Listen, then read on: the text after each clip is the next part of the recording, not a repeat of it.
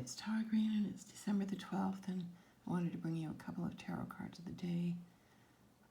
And I've been asking, like, what's going to happen with this total solar eclipse on December the 14th at 23 degrees of Sag, squared by Neptune, conjunct the galactic center, and what's going on with Trump, what's going to happen with all that. So I get the card number 15 of the Devil.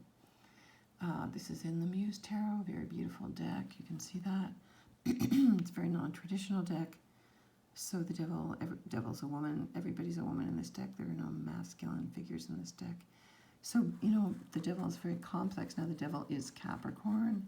Traditionally in the tarot, it is related to Saturn, of course, and so better the devil we know than the one we don't. But the devil is very complex because the devil has to do with projections, and who we project to be the devil is really our own inner demons. So what may seem to be the devil may be an angel, actually, in disguise, and, like, who knows? So it's all about hell, and hell states are what we create inside of ourselves emotionally. That was what my Tibetan Buddhist teacher taught us.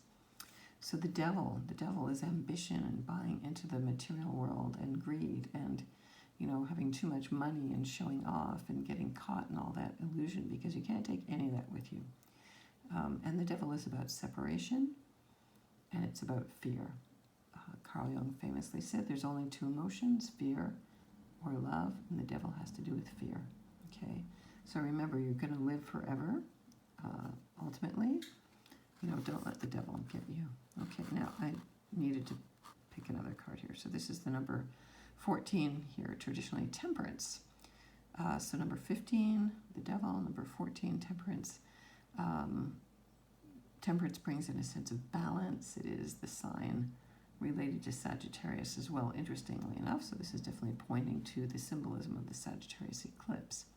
Especially the devil, I want to go back to the devil for a minute, because Saturn is at the very last degree of Capricorn, what's called the anorectic degree. It's the most critical, so things are going to feel very, very heavy until the 16th, when Saturn actually does finally leave Capricorn after 2 years to enter Aquarius, and then Jupiter follows on the 19th, and then they make their historic meeting, which you have to be quick to see as they're setting just before sunset, on the 21st, ushering the new mini age of Aquarius, because every 20 years Jupiter and Saturn meet, and then a new 200 years of Jupiter-Saturn meeting only in air signs. So temperance, balance, two things combining to make something even greater. So this is a card of increase. It's a card that represents alchemy. So alchemy is turning lead, which is Saturn's metal, into gold, which is the symbol of the sun. So anything heavy or dark or limiting or objects, we have to find the riches, the gold, the source, the light in all of this. So how do you tap into your own inner source, your inner resources at this time, in spite of being in a lot of fear, in spite of people still being in a lot of unknowns? Yes, the two planets coming together, Jupiter and Saturn, are really nice harbingers of a new beginning. It will be lighter. It is like a breath of fresh air, because it's an air sign. But it's really going to take a while before things really get moving. I really think it's not going to be until Pluto enters Aquarius, and that's in 2023-24. And then when Neptune shifts into Aries, that's really the beginning of a even longer, still a mini age, 14, 15 years after that. But 24, 25, big shifts at that time. So think about the devil. Think about what the devil means to you. I've been listening to a lot of old Joni Mitchell songs, and she sings about the devil and being frightened of the devil and being fascinated by those who aren't afraid. So what bedevils you? You know, where do you do a disservice to yourself and listen to your demons and not to your true self? You know, temperance is really all about balancing those opposites. You know, I mean, the devil still comes from God, is still a part of God. The devil is a necessary evil. You know, again, this is about the balance of the opposites, the dance of the opposite polarities. We can't have one without the other. So this is actually a really nice balance here. I'm hoping that we can alchemize and transmute and shift out of the demonic battle that's going on, I believe, for good and evil in the ethers right now. It's been going on for many years. It seems to be really intensified right now.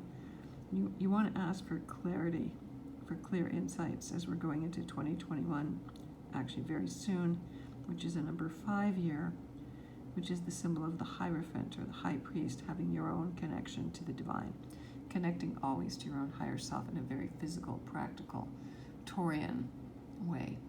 So I want to wish you all the best blessings, of course. I will be meditating for all of the eclipse day. That's the best thing to do, especially during a solar eclipse, when any good deeds, prayers are manifested 1,000,000 times, according to Tibetan Buddhists, and any evil deed manifests also 1,000,000 times. So be very clear about what you do, what you think, what you speak on that eclipse. If you want to get in touch with me, I'm at tarot.com. Please sign up and follow me here at YouTube. I'm on Instagram, I'm on Twitter, and follow me on my blog at infinitynow.wordpress.com as well. Blessings.